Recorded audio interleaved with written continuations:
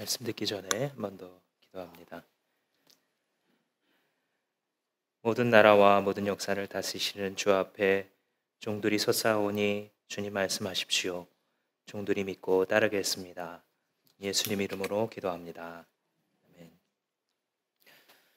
1950년 남한과 북한으로 나뉘어서 동족끼리 피를 흘리는 전쟁을 치룬 이후 71년째가 되어가는 지금 이 순간에도 우리는 지금 전쟁 중인가 아닌가에 대한 논란을 벌이고 있습니다.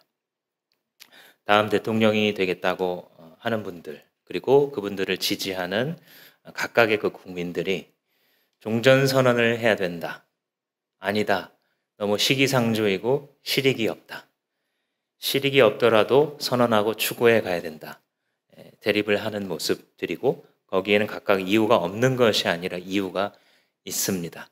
그런 사회적인 토론을 통하여서 또 한 사회가 성숙해 가고 그 목적을 지향해 가는 것이죠.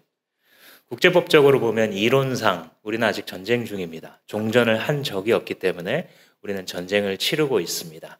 그러나 실제적으로, 실효적으로는 1950년 그 전쟁이 있은 다음에는 다시 한번 전쟁을 치룬 적이 없기 때문에 우리는 평화 상태에 살아가고 있다고 해도 과언이 아닐 것입니다. 만약 71년간 계속해서 전쟁을 하고 있었다면 그는 인류 역사에 유례가 없는 긴 전쟁이 되겠죠.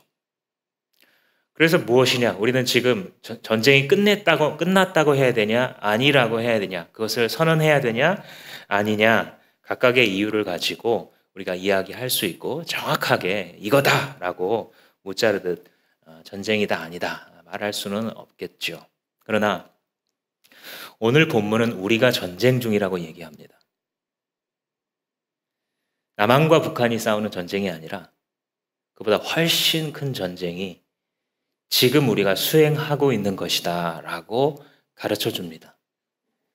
이 땅을 살아가는 자 중에 어떤 지혜 있는 자가 이 전쟁이라는 현실을 알면서 살아갈 것이냐라고 도전하고 계십니다.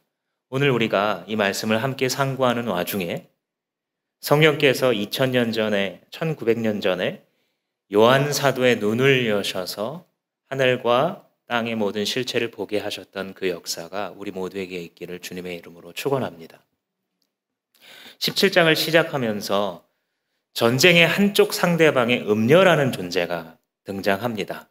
오늘 우리 큐티 본문 세번역 성경상으로는 창녀다 이렇게 얘기를 합니다. 전통적으로는 음녀다라고 이제 번역을 해왔습니다. 아주 아름다운 모습을 하고 매혹적인 옷을 입고 오늘날로 말하자면 명품을 걸치고 루비, 사파이어, 다이아 반지, 아름다운 보석들로 치장을 하고 손에는 금잔을 들고 이렇게 서 있는 모습입니다. 그리고 그 금잔 안에는 뭔가 음료가 있는데 그 음료를 밑에 있는 사람들이 다 마시고 있습니다.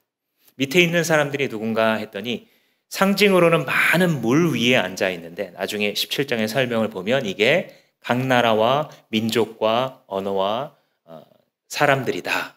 이런 얘기를 쭉 많은 사람들이 지금 저 음료를 마시고 있구나라고 하는 상징입니다. 그리고 그 음료가 타고 있는 동물이 하나가 있는데 그 짐승은 머리가 7개입니다. 그리고 뿔이 10개가 달려 있습니다. 그게 바로 주님의 상대편에서 싸우고 있는 세력에 대해서 요한이 본 환상이었어요. 그런데 마시는 그 음료를 보면 그 안에 요한이 말하기를 가증한 것들과 음행의 온갖 더러운 것들이 그 안에 들어있었다. 이렇게 말을 해요. 우리가 때로는 정치인들을 보면 나를 선출해달라 하면 항상 상대방에서 저 사람이 얼마나 나쁜 사람인 줄 아느냐. 이게 뭐 빠지지 않는 현대, 나라와 국가와 이 종류를 막론하고 항상 나오는 이 흑색 선전 전략이죠. 지금 우리도 대선을 몇 개월 앞두지 않고 이루어지고 있는 그 공방들이 만약에 다 사실이라면 아이고 참 실망스럽겠다 이럴 수밖에 없겠죠. 겉으로 보기에 매우 아름다운데 너무나 매혹적이고 가장 상류층에 이것을 가지고 있는 듯한 이 여인의 금잔 속에 들어있는 것은 다름 아닌 사실을 알면 마실 수도 없는 물입니다. 그런데 그 사실을 모르니까 마시고 있겠죠. 마실 정도가 아니라 이게 너무 맛있는 거예요. 그 밑에 깔려있는 사람들이 그 음료의 포도주가 얼마나 맛있었는지 끝없이 마시면서 살아가고 거기에 취해서 비틀거리고 있다. 이렇게 선언을 하고 있어요. 오늘 우리 본문 8절을 와보시면 이제 그 짐승에 대해서 집중을 해요. 이 음료가 타고 있는 짐승. 네가 본 그 짐승은 전에는 있었지만 지금은 없으며 장차 아비소스에서 올라와서 나중에는 멸망하여 버릴 자다. 세 가지 시제를 가지고서 삼중으로 묘사를 합니다. 이전에 있었는데 지금은 없고 앞으로 나타나서 멸망당할 짐승이다. 이것은 필연적으로 요한계시록에 나오는 하나님과 그 어린 양에 대한 삼중적 묘사를 떠올리게 해요. 전에도 계셨고 이제도 계시며 장차 오실 자라 라고 말하면서 주님과 어린 양에 대해서 여러 번 선언을 하잖아요. 그 이유는 과거와 현재, 미래 전부를 다스리시는 하나님의 절대적 왕권에 대해서 이야기를 하는 것이에요. 근데 말하자면 지금 문학적으로 분석을 해보자면 패러디하고 있는 거예요. 그러니까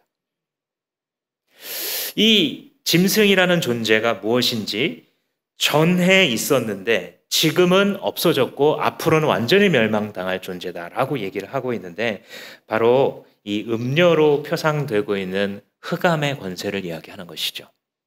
음료라는 것은 17장 마지막에 설명하고 있는 것처럼 결국은 바벨론이라는 도시, 그리고 그 바벨론이라는 도시가 대표하여 보여주는 세상의 높은 힘과 문화와 사치들에 대해서 이야기를 하는 거예요.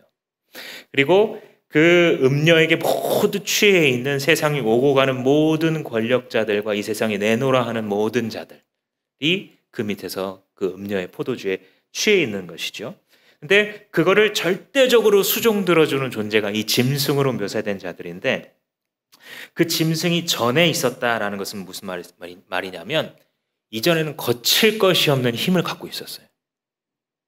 어린 양이 오셔서 그를 결정타를 날리시고 치명상을 입게 하기 전에 신약의 표현으로 뱀의 머리를 밟으시기 전까지는 이 사단이 통제되지 않은 자기의 권세를 휘둘러 왔습니다. 실제로 역사적으로도 이렇게 살펴보시면 세계 많은 종교에 예외 없이 인신제사의 그 개념이 들어가 있어요. 우리나라도 보시면 어떤 이 우화나 이야기 속에 너무 흉년이 들어서 뭐 누구를 연못에 들여다 던지면 이것이 뭐 없어지고 이런 개념이 있는데 왜 그렇겠어요? 실제로 인간을 제사로 바친 거예요. 우리의 삶이 팍팍한데 누군가가 한번 희생양이 되어주면 우리의 삶이 더 좋아질 거라는 개념. 잉카 문명 같은 데 보시면 그죠?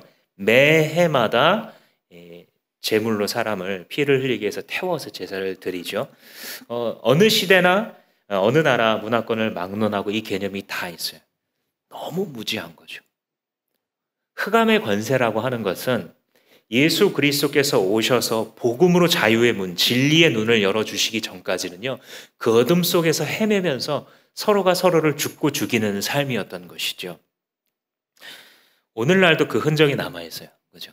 사람을 대놓고 뭐 제사하지는 않지만, 사회적으로 누가 지탄의 대상이 됐다. 그러면 여러분들 그 사람을 이렇게 사람들 위에 있는 단 위에 올리고 모두가 돌을 하나씩 집어들잖아요.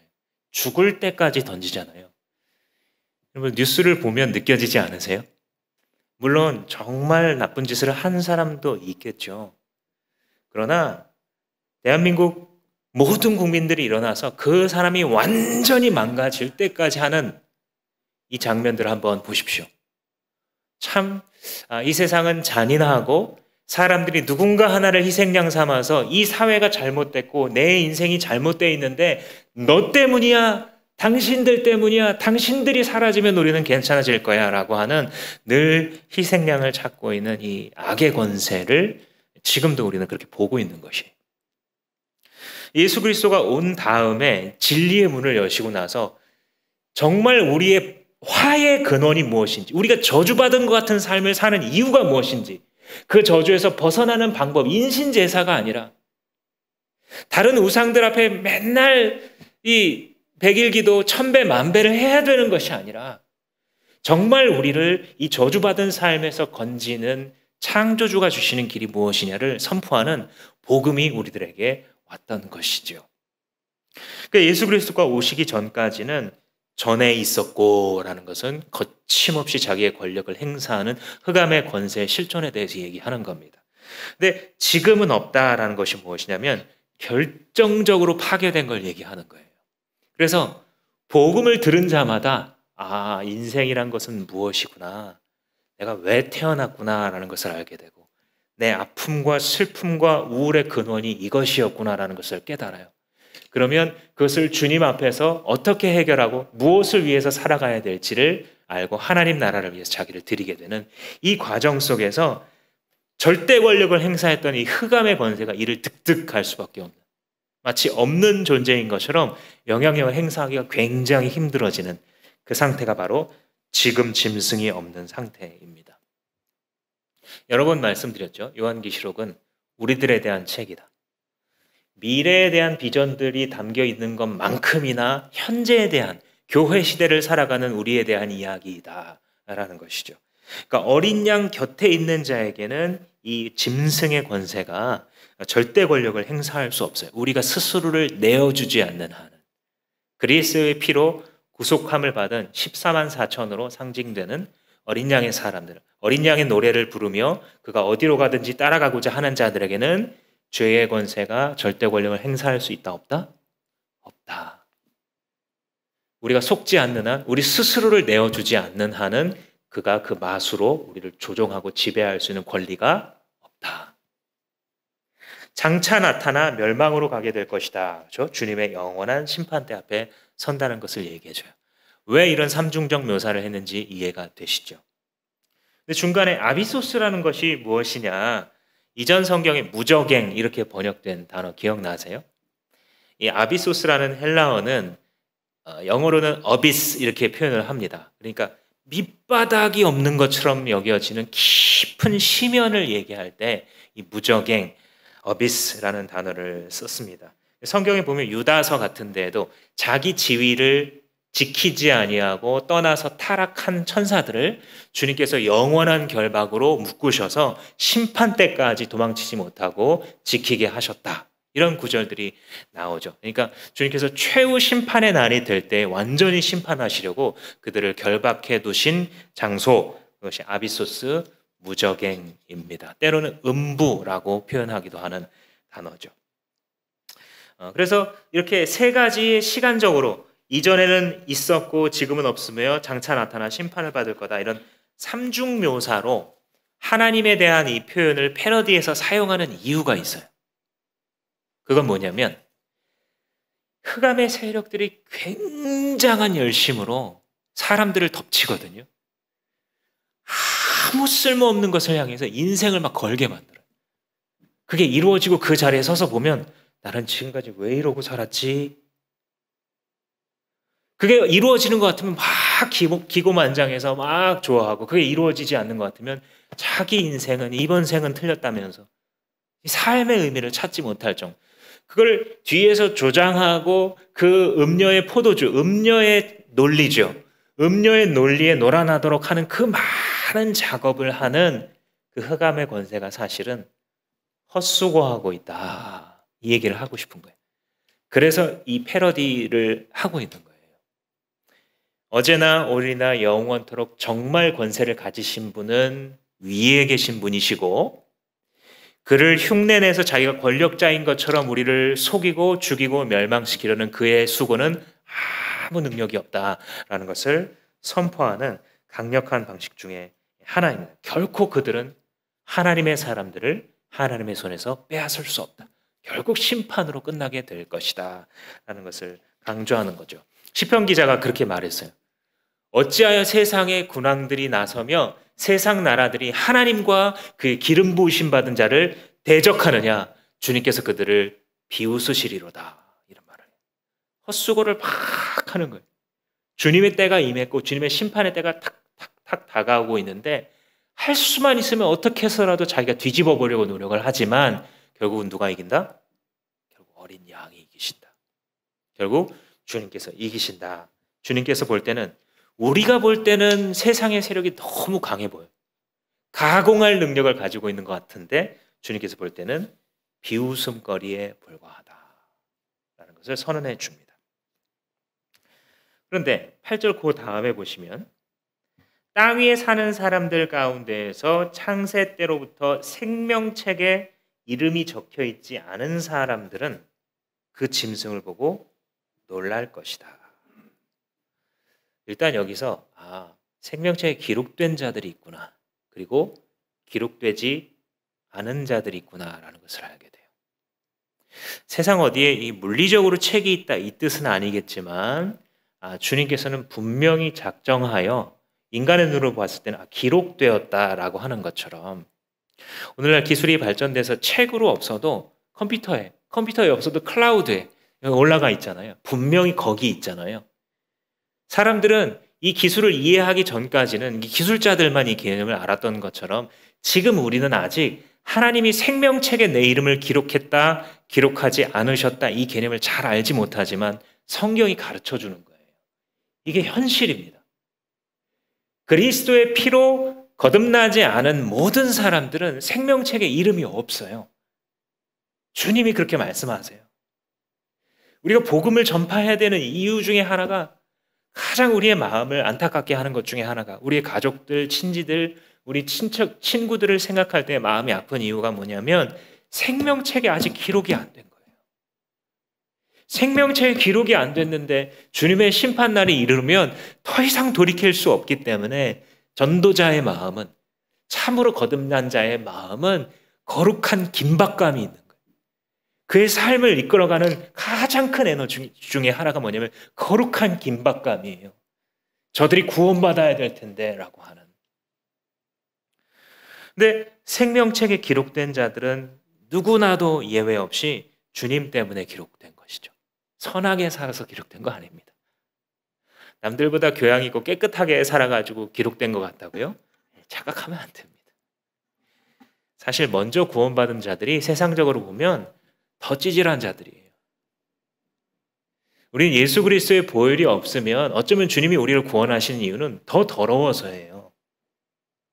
더 주님이 필요해서예요. 우리 스스로 세상 앞에서 세상 사람들 앞에서 너무 자존심 부릴 필요 없어요. 우리는 주님이 아니라면 원래 가치가 없는 존재가 맞아요. 그런데 주님께서 우리를 구원해 주시고 그 생명책에 기록해 두셨죠. 그런데 이 생명책에 기록되지 않은 사람들은 놀랄 거래요. 이 짐승을 보고. 생명책에 이름이 적혀 있지 않은 사람들은 그 짐승을 보고 놀랄 것이다. 이건 뭐냐면 그 앞에 경탄하며 숭배한다는 뜻이에요. 와, 너무 아름답다.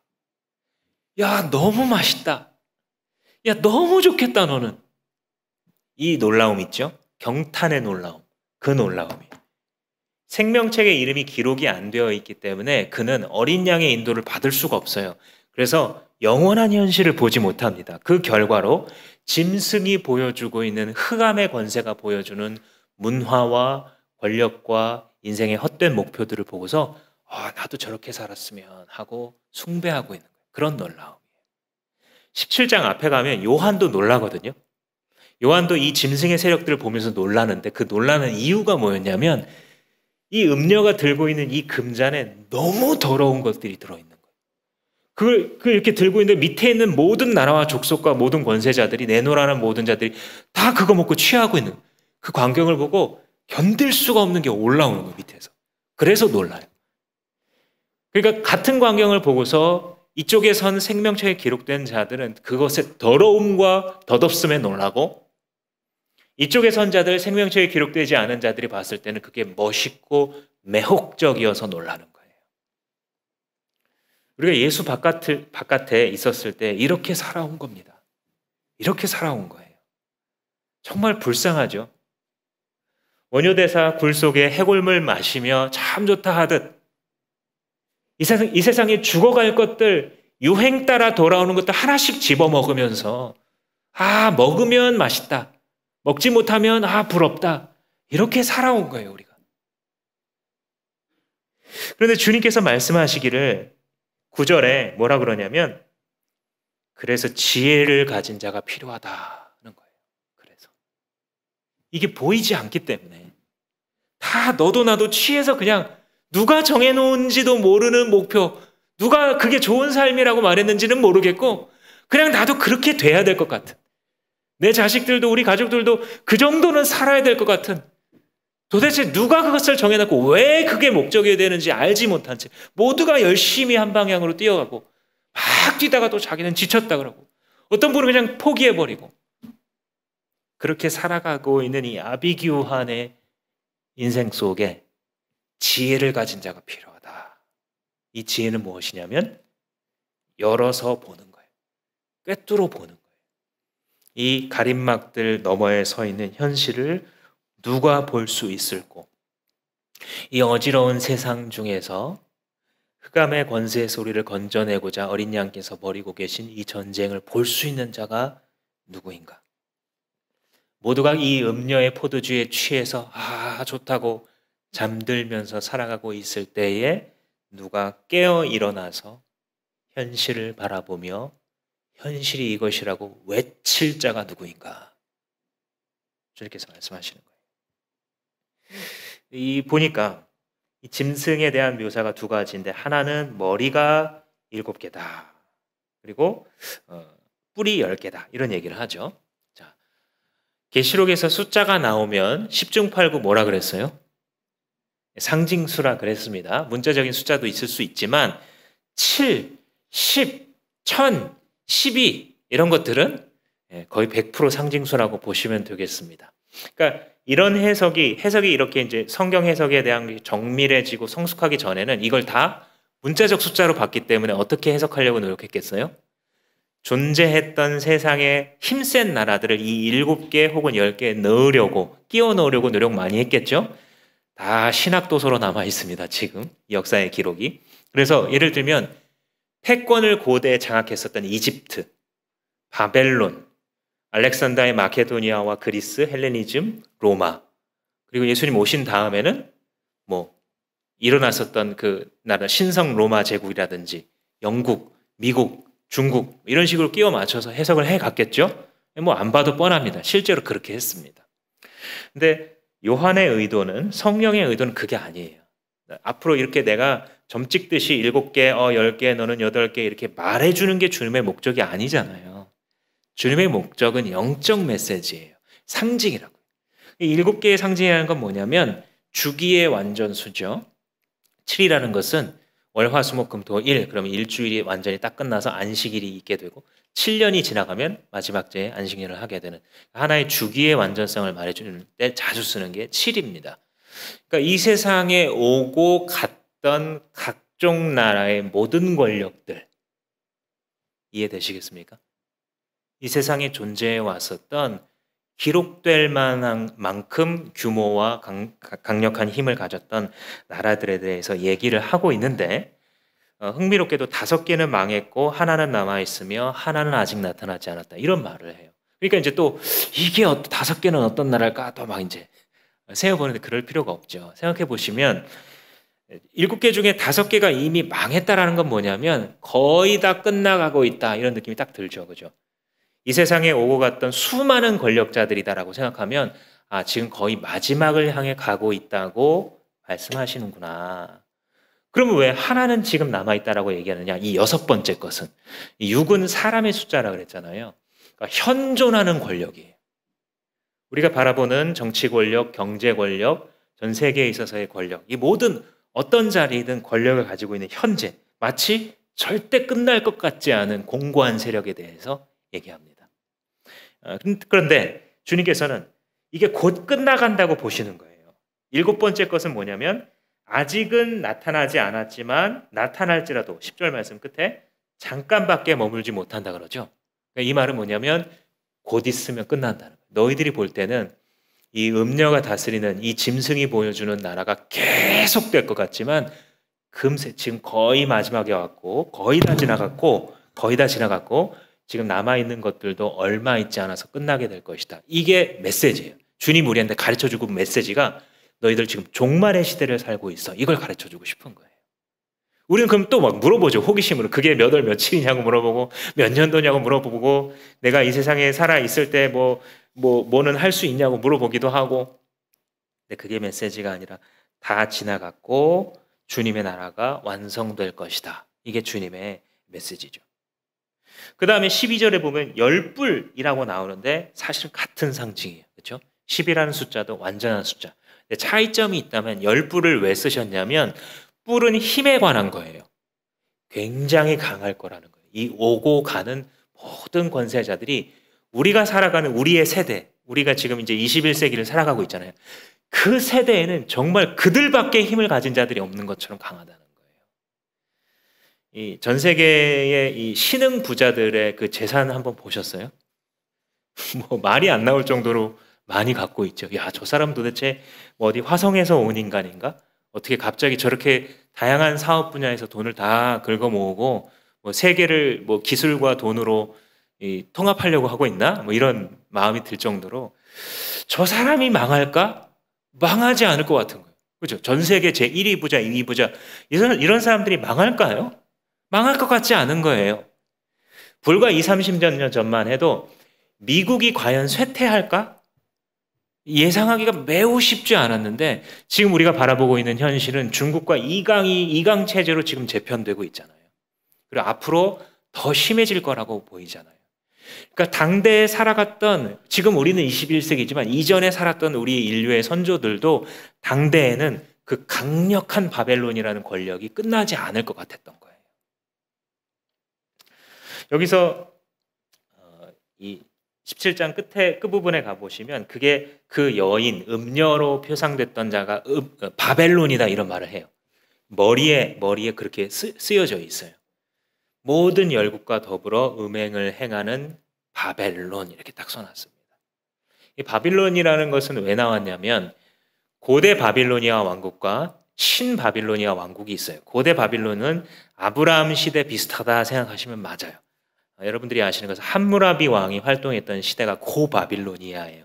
신바빌로니아는 뭐냐면 남유다를 멸망시켰던 세력이에요. 왜 이게 두 개가 나뉘냐면 패권을 한번 잡았다가 놓치거든요. 아시리아 같은 다른 나라들이 끼어들어요. 역사 속에.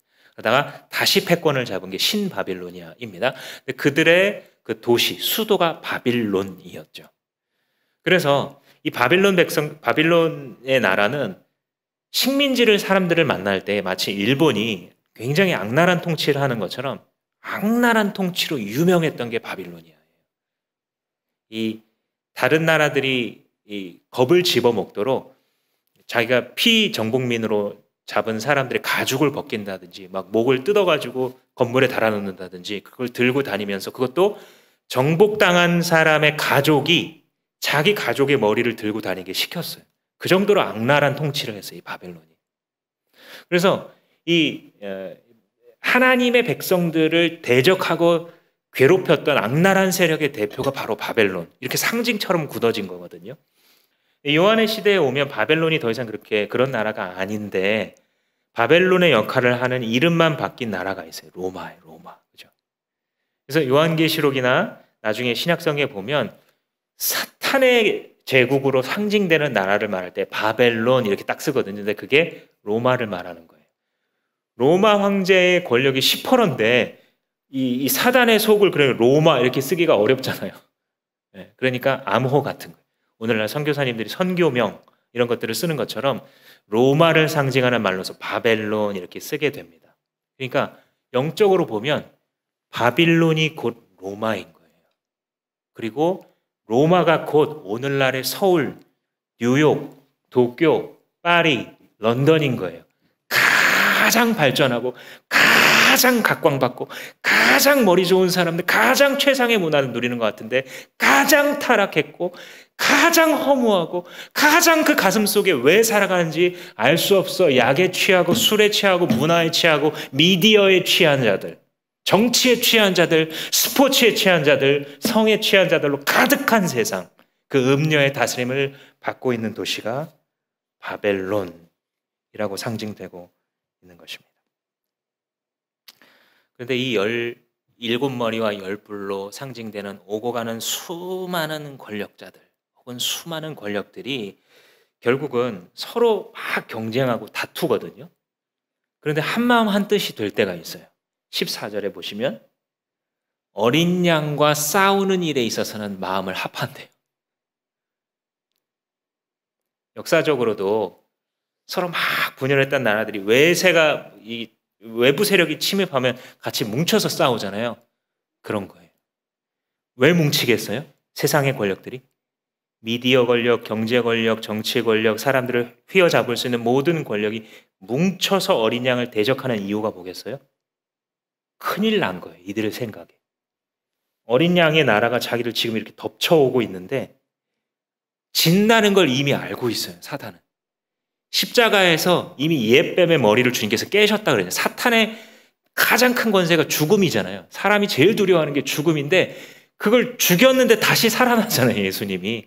그러면서 선언하거든요. 이제 더 이상 죽음을 두려워하고 죄의 노예된 자들 내가 다 살리겠다. 내가 다 구원하겠다. 내가 그들 다 용서하겠다 해버리니까 사람들을 절대 권력으로 지배해 왔던 이 사단의 권세가 결정적으로 깨진 거예요.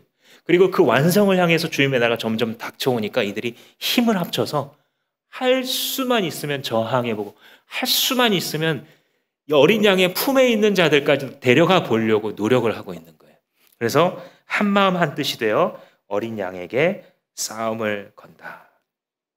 사랑하는 성도 여러분, 우리의 싸움이 여기 있는 겁니다. 우리의 인생의 치열함이라는 것은 여기 있어요. 이게 우리들의 현실이에요. 우리는 지금 다른 것을 위해서 싸우고 있는 게 아니에요. 어린 양과 그의 군대는 총칼을 들고 싸우거나 다른 것으로 싸우고 있는 것이 아니라 주님의 나라에 대항하고 있는, 때로는 그것이 정치라는 옷으로, 때로는 돈이라는 옷으로, 때로는 권력, 쾌락, 미디어라는, 그게 뭐가 됐든 우리에게 닥쳐오고 있고 할 수만 있으면 어린 양과 싸우려고 하는 그 존재에게 그들의 술을 나눠 마시지 않고 음료가 가져다주는 취할 거리들을 함께 공유하지 않고 거부하면서 어린 양 편에 계속해서 오늘도 서고 내일도 서고 모레도 서고 12월 달에도 서고 1월 달에도 서고 2021년에도 서고 2022년에도 서고 2032년에도 42년에도 서는 우리의 인생이라는 싸움, 이걸 주님께서 보여주시는 겁니다. 이게 계시예요. 덮여져 있었던 것을 드러내 보여주다. revelation, reveal. 덮여 있던 것을 열어서 보여주는, 그게 계시예요. 요한의 눈을 여셔서 너희는 전쟁 중이다 라는 이 사실을 보여주셨던 것처럼 오늘 이 말씀을 읽을 때 주의 백성들의 마음 가운데에 내가 전쟁 중이구나. 나의 인생이라는 것은 어린 양의 편에 선 전쟁인 것이구나. 나의 인생에서 가장 중요한 것은 죽자고 덤벼들고 있는 이 흑암의 세력들에 대항하여 어린 양의 편에 서서 끝까지 넘어가지 않고 여기 서서 승리하는 것이구나 라는 걸 깨달으신다면 복이 있습니다. 음행의 포도주에 취했다라는 것은 따라서 여러분 술에 취한다는 얘기가 아니겠죠. 어제까지도 우리가 살아오면서 세상에서 만났었던 수많은 부에 대한 유혹들, 너 빨리 부자 되라고, 빨리 재산 좀 형성하라고, 명예에 대한, 사람들의 평가에 대한 유혹들, 쾌락에 대한 유혹들, 거짓 안전을 확보하는 것에 대한 유혹들, 이것들과 싸우는 거예요. 왜냐하면 세상 모두가 그런 것들에 취해 있으니까요. 누가 정했는지도 모른 채 거기에 취해서 비틀고 있는 사이에서 모든 권력자들도 거기에 속하여서 그 논리로, 그 문법으로, 그 법칙으로 살아가고 있는 사이에서 하나님의 사람들은 이제 일어나 현실을 보고 살아가는 것입니다. 사랑하는 성도 여러분, 주님께 물어보십시오. 주님, 나는 무엇을 숭배하고 있습니까? 주님, 나는 무엇에 놀라고 있습니까? 이쪽 편에 선 자들처럼 음녀와 짐승이 보여주고 있는 그 화려한 세계에 너무 좋아하며 경탄의 놀라움으로 놀라워하고 있습니까? 아니면 주님께서 말씀해 오시는 진리 때문에 눈이 열려서 세상이, 어린 양 없는 인생이라는 것이 이렇게 허무하고 이렇게 가증스러우며 이렇게 더러운 것이구나라는 것에 놀라고 계십니까? 주님의 성령께서 축복하사 다른 어떤 것에도 무릎 꿇지 아니하고 사람에게 이 세상에게 흑암의 권세에 무릎 꿇지 아니하고 오직 하나님 앞에 놀라며 무릎 꿇으시는 우리가 되기를 바랍니다. 그런데 14절의 결론에 따르자면 그들이 그렇게 대단하고 강해 보여도 누가 이긴대요? 결국은 어린 양이 이길 것이다. 이게 결론이에요. 짧은 구절인데 이게 제일 중요한 말이에요.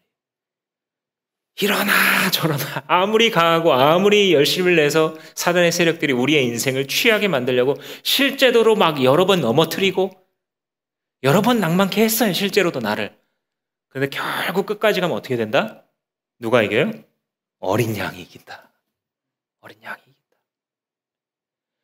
아니 분명히 전반전을 3대0으로 지고 있었는데 나는 뉴스를 들어서 알고 있어요. 후반에 인저리 타임에 그 2분 남았을 때 마지막에 넣어가지고 4대3으로 이겼다는 거 알고 있어요. 그 얘기예요 지금. 어린 양이 이긴다. 너네 바벨론이 절대적으로 이길 것 같지? 네 인생이 절대적으로 망가져서 절대적으로 후회할 것 같지? 그런데 어린 양이 이긴다. 어린 양이 이긴다. 이것을 붙들 수 있는 사람들이 하나님의 사람들이에요. 이유가 뭐냐면, 이유가 뭐라고 말하냐면 딱 한 가지 이유밖에 없어요. 어린 양은 만주의 주요 만왕의 왕이시기 때문이다. 마침표. 다른 이유가 없어요. 그가 만왕의 왕이시기 때문에 아무리 그들이 치열하고 교활하게 덤벼든다 할지라도 어린 양이 결국은 이기실 수밖에 없다. 그들이 아무리 많은 유혹으로 아무리 많은 권세로 자랑할지라도 권세의 근원 대신 주님이 결국은 이기신다. 제가 아이들을 기르면서 이 도미노를 아이들과 같이 한 적이 있어요. 이 도미노는 이게 세우는 거는 오래 걸려도 나중에 이제 세워놓고 쓰러뜨리면 이게 몇 초 만에 다 넘어지잖아요. 그게 이제 재밌어서 시간을 들여서 막 30분이고 1시간이고 막 세우는 건데 어쩔 때는 이제 야심차게 1000개 이상의 피스를 딱 가져오죠. 그래서 하나씩 같이 막 세웁니다. 어린아이들은 또 이 조작 능력이 좀 부족하니까 하다가 막 넘어뜨리기도 하는데 이게 하필 한 800개, 900개쯤 세웠을 때 아빠 하면서 팔꿈치로 툭 치면 900개가 다 넘어지는 거예요. 그냥 그만둬. 미성숙한 아빠는 그만둬. 이렇게 하기도 하고 다른 핑계 대고 아빠 바빠 가버리기도 하죠. 근데 그러다가 또 이제 제정신이 돌아오면 그래 이 순간이 중요해 하고 꾹 참고 다시 하면 돼 하고 이제 하나씩 이렇게 이제 세우기도 하고 그러죠. 우리 인생 속에서 우리가 얼마나 많이 넘어져요. 그죠? 한두 번 넘어지는 게 아니에요. 우리가.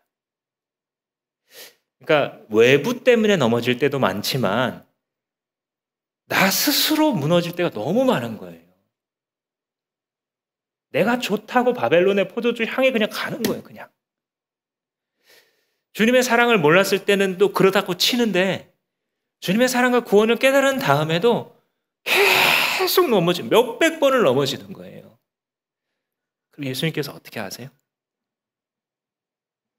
상한 갈대를 꺾지 않고 꺼져가는 등불을 끄지 아니하시는 주께서 오셔서 넘어진 것마다 하나씩 다시 세우시는 역사로 우리를 새 창조하는 겁니다. 사단의 권력을 공중권세 잡은 자다. 성경이 이렇게 얘기하는데 그렇게 말하는 이유가 에덴이라는 가장 아름다운 곳이 사탄의 승리 장소가 되었어요. 그렇죠? 사탄 편에서 보면 이게 얼마나 신나는 승리냐면 전능하신 하나님께서 말씀으로 천지를 만드시고 그 가운데 하나님의 형상을 닮은 유일한 존재인 아담과 하와를 세우셨는데 그들을 타락시켰으니 하나님의 창조의 정점을 무너뜨린 자기의 그 승리가 얼마나 재밌었겠어요. 사탄의 입장에서. 그러니 그 다음부터 예수 그리스도께서 어린 양이 오셔서 그의 머리를 밟기까지는 지세상이에요. 그냥. 땅만 다스리는 정도가 아니라 공중에서 압도적인 능력으로 사람들을 다 취하게 만드는 방향으로 끌어갔던 그 사탄이 어린 양에게 자기 때가 얼마 남지 않은 줄 알고 막 싸움을 걸어오는데 주님이 어떻게 하시냐면 다 무력화시키세요. 첫 번째 왔던 아담이 다 넘어졌던 그 자리마다 주님께서 서셔서 광야 시험을 스타트로 해가지고 명예에도 넘어가지 않고 먹을 것에도 넘어가지 않고 유혹에도 넘어가지 않는 그 승리를 그 3번만 광야에서 승리하시는 것이 아니라 어린 양을 따르는 우리의 삶에 각 삶의 영역마다 들어오셔서 내가 넘어졌던 방마다 함께 들어오셔서 다시 일으키시고 다시 살리셔서 우리의 삶의 모든 삶의 장소와 터전들을 승리로 이끌어내신 그분이 어린 양이시기 때문에, 다시 말해서 그분은 만왕의 왕이요 만주의 주이시기 때문에 어린 양이 이기실 것이다. 이게 결론이에요. 어린 양이 이기는 이유는 거기다 이제 한 가지 덧붙이는데, 그게 뭐냐면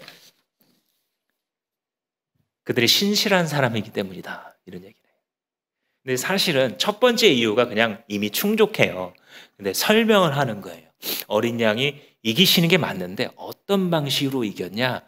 신실한 자들이 그를 따르고 있기 때문이래요. 요즘 사람들이 강아지를 굉장히 좋아하잖아요.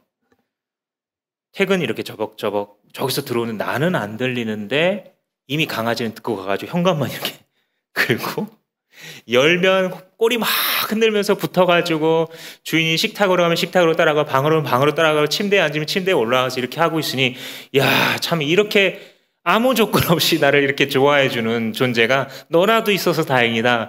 이게 외로운 현대인들에게 위로가 많이 되잖아요. 그러니까 그렇게도 많은 집들이 이제 이 애완견을 기르려고 하는 건데, 뭐 아기 때 데려온 이 강아지가 나중에 10살이 돼도 12살이 돼도 거의 늙어 죽어가기까지도 변하지 않잖아요. 그게 참 이 부분에 있어서 하나님이 뭔가 개라는 동물, 특히 인간에게 길들여질 수 있는 개라는 동물을 주신 이유가 있지 않나 생각될 정도로 참 한결같아요. 개라는 게, 그죠?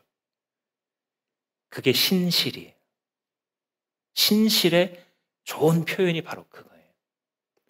우리가 하나님을 위해서 살아간다는 게 사실 하나님 편에서 보면 뭐 얼마나 그렇게 대단하겠어요. 하나님이 모든 걸 가지신 분이고 자족적인 분이세요. 우리 주 하나님은 외부로부터의 뭔가의 공급이 주어져야 비로소 행복해지는 분이 아니라고요. 그런데 그분께서 기뻐하시는 것 중에 하나가 뭐냐면, 우리가 연약하고 아무것도 갖지 않은 자임에도 불구하고 한결같이 주님의 곁에 서면, 계속해서 주님의 곁에 서려고 어린 양 곁에 가고 그분 곁에 서고 싶어하고, 넘어졌는데도 나 불쌍히 여겨달라고, 나 좀 도와달라고 다시 부비고, 이렇게 서는 자들을 주님 볼 때에 기뻐하신다.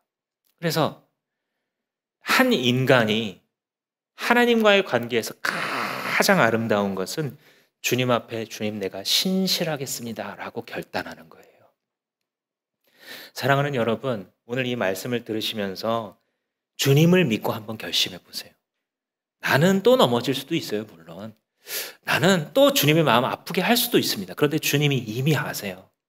주님이 기대하시는 것은 뭐냐면, 주님 내가 한 인간으로서 주님 앞에 살 수 있는 가장 아름다운 모습, 신실하기로 결단하오니 주여 도우소서라는 기도예요.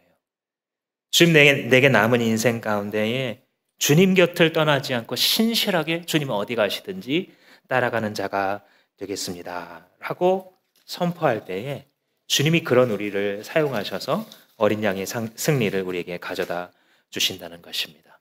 이 시간 함께 기도할 때에 하나님께서 우리에게 말씀해 주시는 이 진리를 내 입술로 고백하세요. 첫째, 주님 바벨론은 영원하지 않음을 믿습니다라고 고백하세요. 이 세상에 나를 취하게 하고 있었던, 우리를 모두 취하게 하고 있는 이거 주님 영원하지 않다는 것을 내가 받아들입니다라고 고백하세요.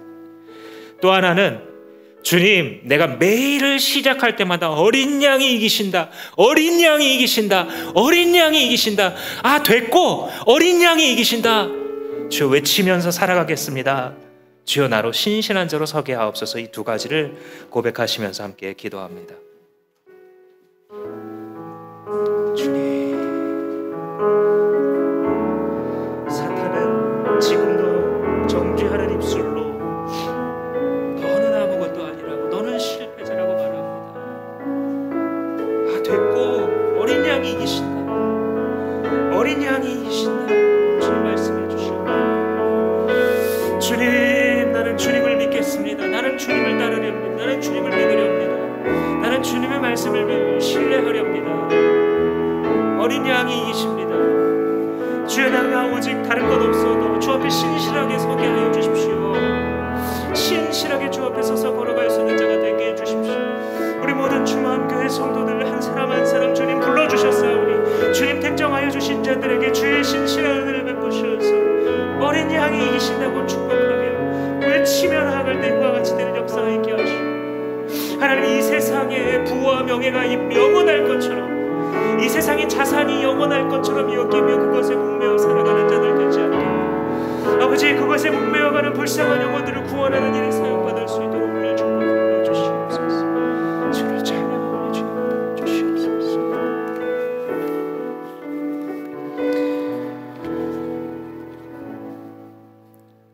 그 은혜를 측량할 수 없으신 우리 아버지 하나님, 이 세상이 아파하고 있는 것을 주여 보시옵소서. 주의 통치가 복음을 통하여 선포되었어도 주님을 모른다 하고 있는 저 불쌍한 영들을 보시옵소서. 주님을 배신하고 살아왔었던 우리와 같이 더럽고 더러운 자들을 구원하신 그 은혜로 주여 저 세상 사람들을 긍휼히 여겨 주시어서 하나님, 우리의 삶에서 세상이 좋다고 하는 것들을 많이 쌓고 많이 남기기보다 어린 양께서 승리로 이끌고자 하시는 그것들을 많이 쌓을 수 있는 자들 다 되게 해주시기를 기도합니다. 바벨론의 포도주에 취해서 세상이 좋다고 하는 것 가지려고 노력하고 못 가졌다고 한스러운 인생이라고 가슴 치면서 살아가는 것이 아니라 주께서 보여주신 이 계시와 현실을 바라봄으로 말미암아 주여, 바벨론은 영원하지 않습니다. 주여, 나는 어린 양 편에 서겠습니다. 주님, 어린 양이 승리하실 것입니다 외치며 살아갈 때에 하나님 나라가 임하시옵소서. 주여, 영광 받아 주시옵소서. 감사드리고 예수님의 이름으로 기도합니다. 아멘.